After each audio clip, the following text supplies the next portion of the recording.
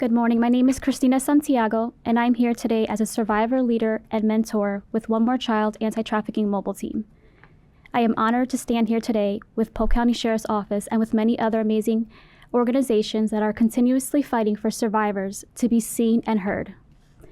It wasn't until 2020 when I heard the words human trafficking. I came across a video on YouTube where a young woman was sharing her trafficking story. Much of what she shared, I identified with.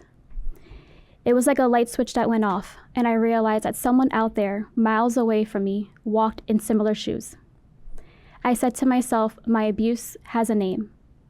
I went down this rabbit hole and began searching what is human trafficking.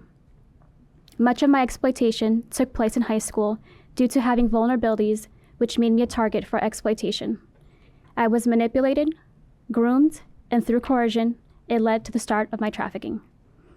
Towards the end of my senior year, I was assaulted, which resulted in an unwanted pregnancy, which I was later forced by my trafficker to have an abortion. As a survivor, my story did not end there. I have spent the last 8 years healing through therapy and support from loved ones.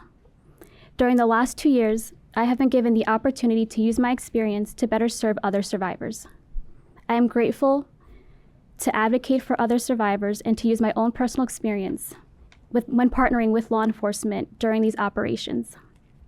If you are watching this and can identify and are in need of help, please reach out to our organization here at One More Child. The scars from my past serve as a reminder that not only did I experience a difficult situation, but I made it through. Scars are not only a sign of trauma, but they are also a sign of healing. After all, there is no scar until the wound is closed. My scars help others know she gets it. And today, my mess made room for my message, and my purpose is to now serve as a mentor to those who are hurting. Thank you for your time.